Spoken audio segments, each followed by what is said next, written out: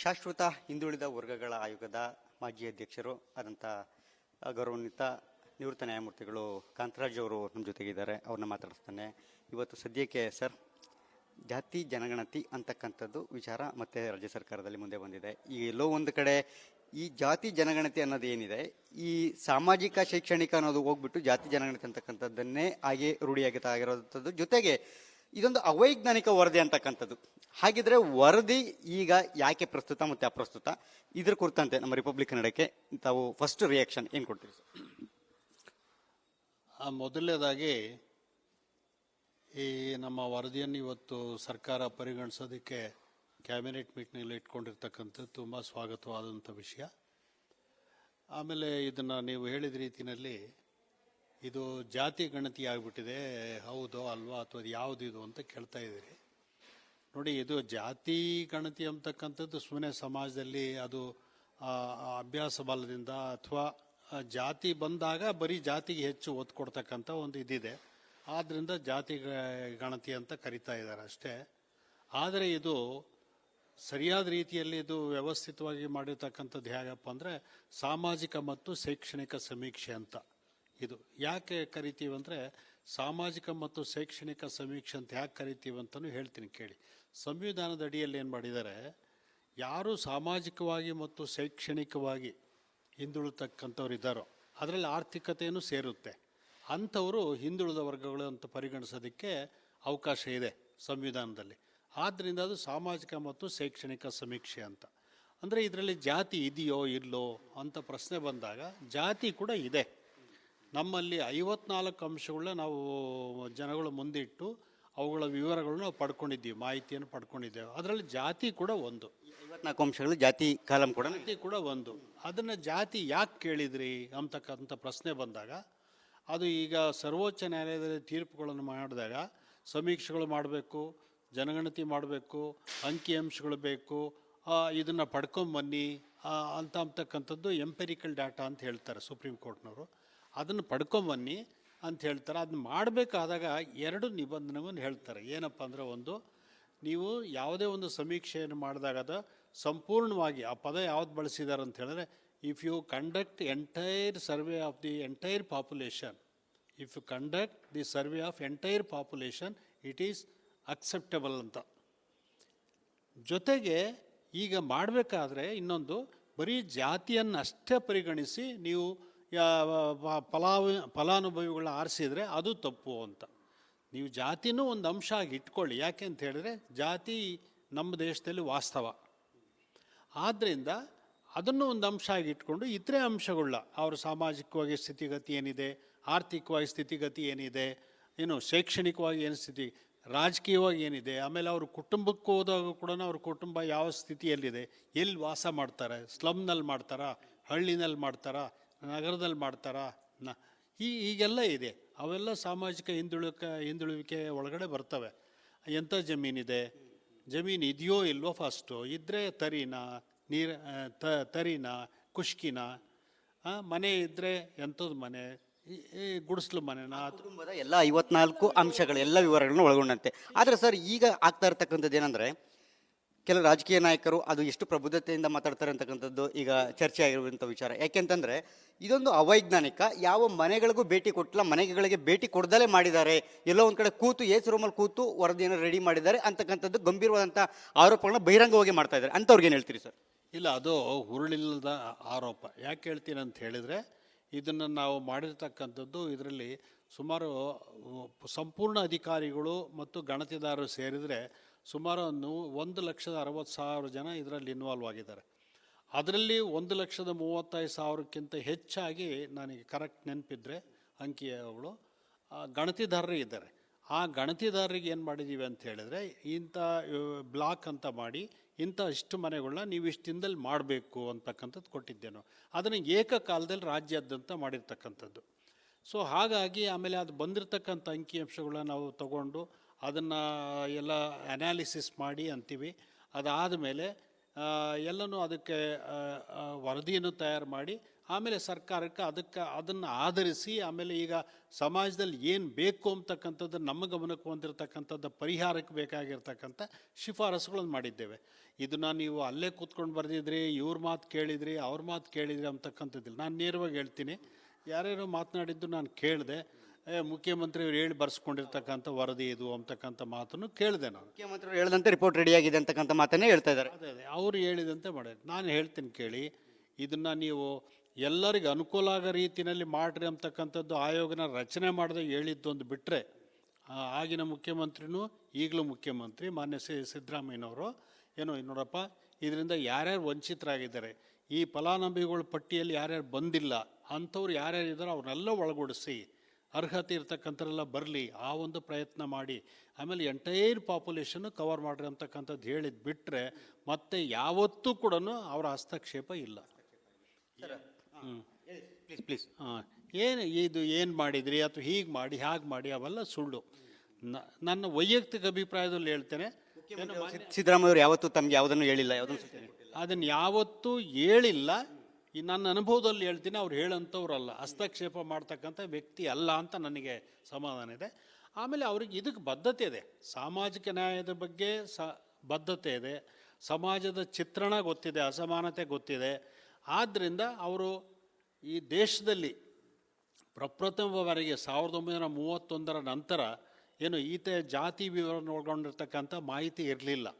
ಅದು ಅಂಕಿಅಂಶಗಳು ಕೂಡ ಸುಪ್ರೀಂ ಕೋರ್ಟ್ನವ್ರು ಕೇಳ್ತಿದ್ರು. ಆದ್ದರಿಂದ ಇಂಥದ್ದೊಂದು ಆಗಬೇಕು ಅಂತಕ್ಕಂಥ ದೃಷ್ಟಿಯಿಂದ ಮಾಡಿಸಿರ್ತಕ್ಕಂಥದ್ದವರು ಇಷ್ಟೊಂದು ಹಣ ಕೂಡ ಖರ್ಚು ಮಾಡಿ ಮಾಡಿಸಿದ್ದಾರೆ.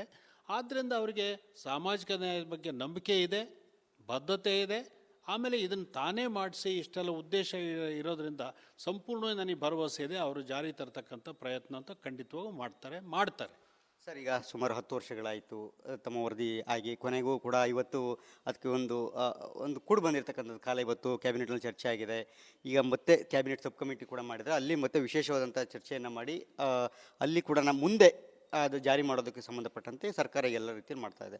ಆದರೆ 10 ವರ್ಷಗಳ ಆಗಿದ ಮೇಲೆ ಮಾಡಿರ್ತಕ್ಕಂಥದ್ದು ಇವತ್ತು ಅಪ್ರಸ್ತುತನ ಅಥವಾ ಪ್ರಸ್ತುತನ, ಏಕೆಂತಂದರೆ ಎಷ್ಟೋ ಜನ ಹೇಳ್ತಾರೆ ಸಾಕಷ್ಟು ಬದಲಾವಣೆಗಳಾಗಿದೆ 10 ವರ್ಷಗಳ ನಂತರ, ಎಲ್ಲವೂ ಅದೇ ರೀತಿ ಇದೆಯಾ, ಯಥಾವತ್ತಾಗಿದೆಯಾ. ಜೊತೆಗೆ ಕೆಲವೊಂದು ಸಮುದಾಯಗಳನ್ನು ಜಾಸ್ತಿ ತೋರಿಸುವಂಥದ್ದು, ಕೆಲ ಸಮುದಾಯಗಳನ್ನ ಉದ್ದೇಶಪೂರ್ವಕ ಕಡಿಮೆ ಮಾಡಿದ್ದಾರೆ ಅಂತಕ್ಕಂಥದ್ದು ಒಂದಷ್ಟು ಆರೋಪಗಳು. ಇದಕ್ಕೇನು ಹೇಳ್ತೀರಿ ಸರ್? ನೋಡಿ, ವರದಿ ಅಪ್ರಸ್ತುತ ಆಗೋದಿಲ್ಲ. ಯಾಕೆ ಅಂತ ಹೇಳಿದರೆ, ಒಂದು ಸಾರಿ ಸಮೀಕ್ಷೆ ಈ ಥರ ವ್ಯವಸ್ಥಿತ್ವ ಮಾಡಿದ ಮೇಲೆ ಆವತ್ತಿನ ಕಾಲಕ್ಕೆ ಅಂಕಿಅಂಶಗಳು ಬಂದಿರ್ತದೆ, ಇಲ್ಲ ಅಂತ ನಾನು ಹೇಳೋದಿಲ್ಲ. ಆದರೆ ವರದಿಗಳನ್ನು, ಇಂಥ ವರದಿಗಳನ್ನ ಪಡ್ಕೊಳ್ತಕ್ಕಂಥದ್ದು ನಾವು 2 ವರ್ಷಕ್ಕೊಂದು ಸಾರಿ, 3 ವರ್ಷಕ್ಕೊಂದು ಸಾರಿ ಅಥವಾ ಇಷ್ಟ ಬಂದಾಗ ನಾವು ಮಾಡ್ತೀವಿ ಅಂತಕ್ಕಂಥದ್ದಲ್ಲ. ಕಾರಣ ಇಷ್ಟೇ, ಅದಕ್ಕೆ ಎಲ್ಲರೂ ಹೇಳ್ತಕ್ಕಂಥದ್ದು ನಾನು ಹೇಳ್ತಾ ಇದ್ದೀನಿ. ಸೊ ಈ ಕಾಲ ಭಾಳ ಮುಖ್ಯ, ಅದಕ್ಕೆ ಕಾಲನ ಅವಕಾಶನ ತಗೊಳುತ್ತೆ, ಜೊತೆಗೆ ಹಣದ ಇದು ಪ್ರಶ್ನೆನೂ ಬರ್ತದೆ. ಹಾಗಾಗಿ ಏನು ಮಾಡ್ತಾರೆ, ಅದಕ್ಕೆ ಏನು ಮಾಡ್ತಾರೆ ಅಂತ ಹೇಳಿದರೆ, ಈಗ ಇದು ಸಮೀಕ್ಷೆಗಳು ಆಗದೆ ಇದ್ದಾಗ ಏನು ಮಾಡ್ತಾಯಿದ್ರು, ಅಥವಾ ಸಮೀಕ್ಷೆಗಳು ಲೇಟ್ ಆದರೆ ಏನು ಮಾಡೋದು. ಇವಾಗ ಜನಗಣತಿ ಲೇಟ್ ಆಗಿದೆ, 2011ರಲ್ಲಿ ಆಗಬೇಕಾಯಿತು, ಇನ್ನೂ ಆಗಿಲ್ಲ. ಆಮೇಲೆ ಹಂಗಾರೆ ಈ ಕಾರ್ಯಕ್ರಮಗಳಿಗೆ ಹಣ ಕೊಡ್ತಾ ಇಲ್ವಾ ಸರ್ಕಾರ? ಅದಕ್ಕೊಂದು ಪ್ರೊಜೆಕ್ಟ್ ಅಂತ ಮಾಡ್ತಾರೆ. 2015ರಲ್ಲಿ ಈ ರೀತಿ ಇದ್ದಾಗ ಏನು ಆಗ ಇದು 2018ಕ್ಕೆ ಎಷ್ಟು, 2025ಕ್ಕೆ ಎಷ್ಟು ಅಂತಕ್ಕಂಥದ್ದನ್ನು ಲೆಕ್ಕ ಹಾಕಿಬಿಟ್ಟು ಕೊಡ್ತಕ್ಕಂಥ ಒಂದು ವ್ಯವಸ್ಥೆ ಇರುತ್ತೆ. ಆದ್ದರಿಂದ ಆ ರೀತಿ ಮಾಡ್ತಾರೆ ಅಂತಕ್ಕಂಥದ್ದು ನನ್ನ ಅಭಿಪ್ರಾಯ. ಮಾಡ್ತಾರೆ, ಅದನ್ನೆಲ್ಲ ಹಿಂದೆನೂ ಮಾಡ್ಕೊಂಡು ಬಂದಿದ್ದಾರೆ. ಈಗ ಅದನ್ನೇ ನಾನು ಹೇಳ್ತಾ ಇರ್ತೀನಿ. ಈಗ ಎಷ್ಟೋ ವರದಿಗಳನ್ನು ಏನೋ ಇದು ಸಕಾಲಕ್ಕೆ ಸರಿಯಾಗಿ ಜಾರಿ ಆಗಿರಲ್ಲ, ಅದನ್ನು ಜಾರಿ ಕೊಡ್ತಾರೆ. ಅದು ಇಂಥ ಕ್ರಮದ ಮೇಲೆ ಅದು ಸರ್ಕಾರಕ್ಕೆ ಗಮನದಲ್ಲೂ ಇದೆ. ಕಾಂತರಾಜ್ ಅವರ ವರದಿ ಮೇಲೆ ತಳ ಸಮುದಾಯ, ಕಟ್ಟಕಡೆಯ ಸಮುದಾಯದವರು ಕೂಡ ಒಂದಷ್ಟು ನಿರೀಕ್ಷೆಗಳನ್ನ ಇಟ್ಕೊಂಡಿದೆ, ಏನೋ ಸಿಗುತ್ತೆ ಅಂತಕ್ಕಂತಂದರೆ ನಮಗೊಂದಷ್ಟು ಏನಾದರೂ ಅನುಕೂಲ ಆಗಬಹುದು ಈ ವರದಿಯನ್ನು ಆಧರಿಸಿ ಸರ್ಕಾರ ಮುಂದೆ ತಗೊಳ್ಕೊಳ್ಳೋಂಥ ಯೋಜನೆಗಳಿರ್ಬೋದು ಅಥವಾ ಸರ್ಕಾರದಲ್ಲಿ ಯಾವುದೇ ರೀತಿಯ ತೀರ್ಮಾನಗಳಿಗೂ ನಮಗೊಂದಷ್ಟು ಪಾಲು ಸಿಗ್ಬೋದೇನೋ ಅಂತಕ್ಕಂಥ ವಿಶ್ವಾಸ ಇದೆ. ನಿಮ್ಮ ವರದಿ ಯಾವ ರೀತಿಯಾಗಿ ತಳ ಸಮುದಾಯದವ್ರಿಗೆ ಅನುಕೂಲಗಳು ಆಗಬಹುದು ಅಂತ? ನೋಡಿ, ತಳ ಸಮುದಾಯದವ್ರಿಗೆ ಯಾವ ರೀತಿ ಆಗ್ಬೋದು ಅಂತ ಹೇಳಿದರೆ, ಅಥವಾ ಮೀಸಲಾತಿ ಪಟ್ಟಿಯ ಒಳಗಡೆ ಬರ್ತಕ್ಕಂಥವ್ರು ನೋಡಿ, ಇದರಿಂದ ಇಲ್ಲಿವರೆಗೆ ಮೀಸಲಾತಿ ಪಟ್ಟಿಯಲ್ಲಿ ಯಾರು ಬಂದಿಲ್ವೋ ಏನೋ ಅವ್ರಿಗೆ ಅರ್ಹತೆ ಇದ್ದರೆ ಅವರು ಸೇರ್ಪಡೆ ಆಗ್ತಾರೆ. ಆಮೇಲೆ ಸೇರ್ಪಡೆಯಾದಾಗ ಮೀಸಲಾತಿಗೆ ಸಂಬಂಧಪಟ್ಟಿರ್ತಕ್ಕಂಥ ಯಾವ್ಯಾವ ಇದು ಫೆಸಿಲಿಟೀಸ್ ಇದೆಯೋ ಅದೆಲ್ಲ ಅವ್ರಿಗೆ ಸಿಗುತ್ತೆ ಒಂದು. ಆಮೇಲೆ ಈಗ ಇಲ್ಲಿವರೆಗೆ ಪಟ್ಟಿಯಲ್ಲಿರ್ತಕ್ಕಂಥವ್ರಿಗೆ ಕೂಡ ಕೆಲವು ಹೊಸ ಕಾರ್ಯಕ್ರಮಗಳು ಕೊಡಬೇಕು, ಅಂಥ ಕೆಲಸನೂ ಆಗುತ್ತೆ. ಅದಾಗತ್ತೆ. ಇದು ಒಂದು ಸಾಮಾಜಿಕ ನ್ಯಾಯ ಅಂತಂದರೆ ಬರೀ ಮೀಸಲಾತಿ ಅಷ್ಟೇ ಅಲ್ಲ, ಸಾಮಾಜಿಕ ನ್ಯಾಯ ಅಂತಂದ್ರೆ ಮೀಸಲಾತಿ ಪಟ್ಟಿ ಒಳಗಡೆ ಇರ್ತಕ್ಕಂಥವ್ರಿಗೂ ಅನ್ವಯಿಸ್ತದೆ, ಹೊರಗಡೆ ಇರೋರಿಗೂ ಅನ್ವಯಿಸ್ತದೆ. ಹೊರಗಡೆ ಇರ್ತಕ್ಕಂಥವ್ರಿಗೂ ಕೆಲವು ಬರ್ತದೆ, ಏನು ಅವ್ರಿಗೂ ಕೂಡ ಬೆನಿಫಿಟ್. ನನ್ನ ಅಭಿಪ್ರಾಯ ಹೇಳ್ತೀನಿ ಅಂದರೆ, ಇದು ಸಮಾಜದಲ್ಲಿರ್ತಕ್ಕಂಥ ಎಲ್ಲ ಸಮುದಾಯಗಳನ್ನ ಒಳಗೊಂಡಿರ್ತಕ್ಕಂಥದ್ದಿರೋದ್ರಿಂದ ಯಾವ್ಯಾವ ಸಮುದಾಯಗಳಿಗೆ ಏನೇನು ಬೇಕು ಅಂತಕ್ಕಂಥದ್ದು ಏನೇ ಇದೆಯೋ ಅದನ್ನೆಲ್ಲ ಕೊಡಲಿಕ್ಕಾಗತ್ತೆ. ಮೀಸಲಾತಿ ಪಟ್ಟಿ ಒಳಗಡೆ ಬರಲಿಕ್ಕಿಲ್ಲ, ಇತರ ಸೌಲಭ್ಯಗಳು ಬೇಕಾಗುತ್ತೆ. ಇವಾಗ ನೋಡಿ, ನೀರಿಂದ ಬೇಕಾಗುತ್ತೆ, ರಸ್ತೆಗಳು ಬೇಕಾಗುತ್ತೆ, ಇನ್ಯಾವುದನ್ನು ಜಮೀನುಗಳು ಗ್ರ್ಯಾಂಟ್ ಇರ್ತದೆ. ಸೊ ಅವೆಲ್ಲನೂ ಇರ್ತದೆ, ಯಾವ್ಯಾವ ಆಧಾರದ ಮೇಲೆ ಇರ್ತದೆ, ಅದೆಲ್ಲನೂ ಬೆನಿಫಿಟ್ಟು ಲೆಕ್ಕಾಚಾರ ಇಲ್ಲಿ ಸಿಗುತ್ತೆ. ಈ ಒಟ್ಟಿನಲ್ಲಿ ಇದ್ರದ್ದು ಇಂಥ ಒಂದು ಸಮೀಕ್ಷೆ ಉದ್ದೇಶ ಏನಪ್ಪ ಅಂತಂದರೆ, ಸಮಾಜದಲ್ಲಿ ಒಂದು ಸಹಬಾಳ್ವೆ ಆಗಬೇಕು, ಅಂದರೆ ಸಮಾನತೆ ಬರಬೇಕು, ಎಲ್ಲರಿಗೂ ಒಂದೇ ರೀತಿಯಲ್ಲಿ ಪಾಲು ಸಿಕ್ಕಬೇಕು ಎಲ್ಲ ಕ್ಷೇತ್ರದಲ್ಲಿ ಅಂತಕ್ಕಂಥ ಉದ್ದೇಶ. ಸೊ ಅವರು ಮೀಸಲಾತಿ ಪಟ್ಟಿ ಒಳಗೆ ಇಲ್ದಿದ್ರು ಹೊರಗಡೆ ಇದ್ದರೂ ಕೂಡ ಇಲ್ಲಿ ಹೇಳಿರ್ತೀನಿ ಕೇಳಿ, ಅವರು ಯಾವುದೋ ಒಂದು ಕಾರಣಕ್ಕೆ ಮೀಸಲಾತಿ ಪಟ್ಟಿಯಲ್ಲಿ ಸೇರಿಸ್ಕೊಳ್ತಾ ಇಲ್ಲ ಅಂತ ಅಂದರೆ ಅವ್ರಿಗೆ ಬೆನಿಫಿಟ್ ಕೊಡೋದಕ್ಕೂ ಗೊತ್ತಾಗಬೇಕಲ್ಲ. ಸೊ ಈಗ ರೇಷನ್ ಕಾರ್ಡ್ ಇದೆಯೋ ಇಲ್ವೋ, ಹಾಂ, ಸೊ ಅವ್ರಿಗೆ ಬ್ಯಾಂಕ್ ಅಕೌಂಟ್ ಇದೆಯೋ ಇಲ್ವೋ ಗೊತ್ತಾಗಬೇಕೋ ಬೇಡ. ಸೊ ಆಮೇಲೆ ಇದು ಜಮೀನುಗಳು ನೀರು ಇದೆಯೋ ಇಲ್ವೋ, ಸವಲತ್ತು ಇದೆಯೋ ಇಲ್ವೋ, ಇಲ್ದಿರ ಕೊಡಬೇಕೋ ಬೇಡ. ಇಂಥವನ್ನೆಲ್ಲನೂ ಕೂಡ ಅದು ಮೀಸಲಾತಿ ಒಳಗಡೆ ಬರಬೇಕು ಅಂತೇನಿಲ್ಲ. ಸೊ ಎಲ್ಲ ಅವಶ್ಯಕತೆ ಇರ್ತಕ್ಕಂಥ ಸೌಲಭ್ಯಗಳನ್ನ ಕೊಡ್ತಕ್ಕಂಥ ಒಂದು ಕಾರ್ಯಕ್ರಮ ಹಾಕ್ಕೊಳ್ಬೋದು. ಹಾಗೆ ಕೊನೆಯದಾಗಿ ಒಂದು ರಾಜಕೀಯವಾಗಿ ಒಂದು ಪ್ರಶ್ನೆ, ಅದು ತಮ್ಮನ್ನು ಕೇಳೋದು ಎಷ್ಟು ಮಟ್ಟಿಗೆ ಸೂಕ್ತನೋ ಗೊತ್ತಿಲ್ಲ, ಆದರೆ ಎಲ್ಲೋ ಒಂದು ಕಡೆ ಈ ಕಾಂತರಾಜು ವರದಿಯ ಆಯೋಗದ ಒಂದು ವರದಿ ಏನಾದ್ರೂ ಮಂಡನೆ ಆಗಿದ್ದೇ ಆದರೆ, ಅಂದರೆ ಟೇಬಲ್ ಆಗಿ ನಂತರ ಅದು ವರದಿಯಾಗಿ ಜಾರಿಗೆ ಬಂದಿದ್ದೇ ಆದರೆ, ಸದ್ಯ ಕಾಂಗ್ರೆಸ್ ಸರ್ಕಾರದ ಮೇಲೆ ಅದು ಪಾಸಿಟಿವ್ ಆರ್ ನೆಗೆಟಿವ್ ಏನಾಗ್ಬೋದು ಸರ್ ಪರಿಣಾಮಗಳು? ನೋಡಿ, ರಾಜಕೀಯವಾಗಿ ಏನು ಆಗುತ್ತೆ ಅಂತಕ್ಕಂಥದ್ದನ್ನು ಅವಲಂಬಿಸಿಲ್ಲ ಈ ಸಮೀಕ್ಷೆ. ಪಕ್ಷಗಳು ಮತ್ತು ಎರಡೂ ಸಮುದಾಯ ಪ್ರಬಲ ಒಂದು ಒಕ್ಕಲಿಗ ಮತ್ತು ಲಿಂಗಾಯತ ಸಮುದಾಯಗಳು ದೊಡ್ಡ ಮಟ್ಟದಲ್ಲಿ ವಿರೋಧವನ್ನು ಮಾಡ್ತಾ ಇದ್ದಾರೆ. ನೋಡಿ, ಅವರು ವಿರೋಧ ಮಾಡೋದಕ್ಕೆ ಅಥವಾ ಅವ್ರದ್ದೇ ಆಗಿರ್ತಕ್ಕಂಥ ಅಭಿಪ್ರಾಯಗಳು ಕೊಡೋದಕ್ಕೆ ಏನು ತಪ್ಪು ಅಂತ ಹೇಳೋಕ್ಕಾಗೋದಿಲ್ಲ. ಇದು ನಮ್ಮ ಪ್ರಜಾಪ್ರಭುತ್ವದಲ್ಲಿ ನಮಗನ್ಸಿಂದು ನಾವು ಹೇಳ್ತಾ ಇರ್ತೀವಿ ಸರಿ ಏನು ತಪ್ಪು ಏನು ಅಂತೇಳಿ. ಕೊನೆಗೆ ವರದಿ ಏನು ಹೇಳುತ್ತೆ ಅಂತಕ್ಕಂಥದ್ದು ಭಾಳ ಮುಖ್ಯ ಆಗುತ್ತದು. ಸೊ ವರದಿಯನ್ನು ನೋಡಿದಾಗ ಆದರೆ ಎಲ್ಲ ಕ್ಷೇತ್ರಗಳು ನೋಡಬೇಕಾಗತ್ತೆ ಇವತ್ತು. ಯಾಕೆಂದರೆ ರಾಜಕೀಯ ಒಂದು ಕ್ಷೇತ್ರನೇ ಇವತ್ತು. ಅವತ್ತು ಅದರಿಂದ ಅಲ್ಲೂ ಕೂಡ ಎಲ್ಲರಿಗೂ ಅವಕಾಶ ಸಿಗಬೇಕು ತಾನೆ. ಸೊ ಅದನ್ನೇ ಗಮನಿಸ್ತದೆ ಸರ್ಕಾರ. ಇರ್ತಕ್ಕಂಥದ್ದು ಅದು ಅಂಕಿಅಂಶಗಳು ಪಡ್ಕೊಳ್ಳೋ ದೃಷ್ಟಿನೇ ಅದು. ಆದ್ದರಿಂದ ಅದರಲ್ಲಿ ಯಾರಿಗೆ ಅನುಕೂಲ ಆಗುತ್ತೆ, ಯಾರ್ಯಾರು ಅನುಕೂಲ ಆಗ್ತಕ್ಕಂಥ ಪ್ರಶ್ನೆ ಇಲ್ಲ. ಅಯ್ಯೋ ರಾಜಕೀಯ ಕ್ಷೇತ್ರದಲ್ಲಿ ಹಿಂಗಾಗುತ್ತೆ, ಶಿಕ್ಷಣ ಕ್ಷೇತ್ರದಲ್ಲಿ ಹಿಂಗಾಗುತ್ತೆ ಅಂತಕ್ಕಂಥದ್ದಲ್ಲ. ಎಲ್ಲ ಕ್ಷೇತ್ರದಲ್ಲೂ ಸಮಾನತೆ ಬರಬೇಕು. ಯಾರಿಗೆ ಅವಕಾಶ ಸಿಕ್ಕಿಲ್ಲೋ ಅವ್ರಿಗೆ ಅವಕಾಶ ಸಿಗಬೇಕು ಅಂತಕ್ಕಂಥದ್ದಷ್ಟೇ ಉದ್ದೇಶ. ಹಾಗಾದರೆ ಮುಖ್ಯಮಂತ್ರಿ ಸಿದ್ದರಾಮಯ್ಯನವರು ಯಾವತ್ತೂ ಕೂಡ ತಮಗೆ ವರದಿಯನ್ನು ಹೀಗೆ ಮಾಡಬೇಕು, ಈ ಸಮುದಾಯಗಳಿಗೆ ಮಾಡಬೇಕು, ಹೀಗೆ ಮಾಡಬೇಕು ಅಂತ ಯಾವುದೋ ಒತ್ತಡವನ್ನು ಯಾವತ್ತೂ ಕೂಡ ತಮಗಾಗಿಲ್ಲ? ಯಾವತ್ತೂ ಮಾಡಿಲ್ಲ. ನಾನು ಹೇಳ್ತೀನಿ ಕೇಳಿ, ನಾನು ಅದನ್ನೇ ಇನ್ನೊಂದು ಸಾರಿ ಹೇಳ್ತೀನಿ ಕೇಳಿ, ಯಾವಾಗಲೂ ಕೂಡ ಅವ್ರದ್ದು ಇಂಟರ್ಫಿಯರೆನ್ಸ್ ಅವ್ರಿಗೆ ಗೊತ್ತೇ ಇಲ್ಲ. ನನ್ನ ಪ್ರಕಾರ ಯಾರಿಗಾದರೂ ಒಂದು ಜವಾಬ್ದಾರಿಯನ್ನು ಕೊಟ್ಟಾಗ ನೀವು ಅದನ್ನು ಸರಿಯಾದ ರೂಪದಲ್ಲಿ ಮಾಡಿ, ಏನು ಅದರಿಂದ ಯಾರ್ಯಾರಿಗೆ ಅನುಕೂಲ ಆಗ್ಬೋದಲ್ಲ ಯಾವತ್ತೂ ಹೇಳಿಲ್ಲ. ಅದು ಸತ್ಯ. ಒಂದು ಮಾತು ಹೇಳ್ತಾ ಇರ್ತಾರೆ, ನಾನು ಪತ್ರಿಕೆನಲ್ಲಿ ನೋಡಿದ್ದೀನಿ. ಅವರು ನೋಡಪ್ಪ ವರದಿನಲ್ಲಿ ಏನಿದೆ ಅಂತಕ್ಕಂಥದ್ದು ನನಗೆ ಇವತ್ತಿನವರೆಗೂ ಗೊತ್ತಿಲ್ಲ ಅಂತ ಹೇಳ್ತಾರಲ್ಲ, ಅದು ಸತ್ಯ. ಆದರೆ ಈ ಅಂಕಿಅಂಶಗಳೆಲ್ಲ ಓಡಾಡ್ತಾ ಇರತಕ್ಕಂಥದ್ದು ಯಾವ ರೀತಿಯಾಗಿ ಅಂತ, ಈ ಅಂಕಿಅಂಶಗಳು ಬಹಿರಂಗ ಆಗ್ದಲೇ ಯಾವ ರೀತಿಯಾಗಿ? ಆಯಿತು, ನಿಮ್ಮ ಥರ ಪ್ರಶ್ನೆಯು ಸೋರಿಕೆ ಆಗಿದೆ ಅಂತ ಕೇಳ್ತಾರೆ ಅಂದರೆ ಇಲ್ಲ, ಅದೆಲ್ಲ ಇಲ್ಲ, ಸೋರಿಕೆ ಅದೆಲ್ಲ ಆಗಿಲ್ಲ. ಅದು ನಾನು ಹೆಂಗಿವರು ಯಾವ ಆಧಾರದ ಮೇಲೆ ಅಂಕಿಅಂಶಗಳು ಹೇಳ್ತಾರೋ ಅದು ಸರಿ ಇದೆಯೋ ತಪ್ಪಿದೆಯೋ ನನ್ನ ಕೈಲಿ ಹೇಳಲಿಕ್ಕಾಗಲ್ಲ. ಬಟ್ ಸೋರಿಕೆ ಆಗಿಲ್ಲ, ಸುಮ್ಮನೆ ಯಾಕೆ ಅದು ಹೇಳ್ತಕ್ಕಂಥದ್ದು. ಹಾಗೆ ಇನ್ನೇನಿಲ್ಲ, ಕೊನೆಯದಾಗಿ ಸರ್, ಸರ್ಕಾರ ತಮ್ಮ ವರದಿಯನ್ನು ಇವತ್ತು ಅಂಗೀಕಾರ ಮಾಡ್ತಾ ಇದೆ. ಅಂಗೀಕಾರ ಅಂದರೆ ಇನ್ನೊಂದು ಸಬ್ ಕಮಿಟಿ ತೊಗೊಂಡು ಮುಂದಿನ ಒಂದು ಪ್ರೊಸೀಜರಿಂಗ್ಸ್ ಕೂಡ ಶುರು ಮಾಡಿರ್ತಕ್ಕಂಥದ್ದು ಸರ್ಕಾರಕ್ಕೆ. ಕೊನೆಯದಾಗಿ ತಾವೇನಾದರೂ ಹೇಳೋದಿದೆ ಸರ್ ಕೊನೆಯದಾಗಿ? ಇಲ್ಲ, ನನ್ನ ಇದು ಏನಪ್ಪ ಅಂತ ಹೇಳಿದ್ರೆ ಮನವಿ, ದಯವಿಟ್ಟು ಇದು ಯಾವುದೇ ಒಂದು ಇದು ಇಲ್ಲದೆ ಇರ್ತಕ್ಕಂಥ ರೀತಿಯಲ್ಲಿ ಸಮಾಜಕ್ಕೆ ಅನುಕೂಲ ಆಗ್ತಕ್ಕಂಥದ್ದು ಇದು. ಅಕಸ್ಮಾತ್ ನಿಮ್ಗೆ ಯಾವುದನ್ನು ಕಂಡು ಬಂದರೆ ನೀವು ಅದನ್ನು ಏನೋ ಸರಿಪಡಿಸ್ಕೋಬೋದು ಅಷ್ಟೇ ಆಗಲಿ.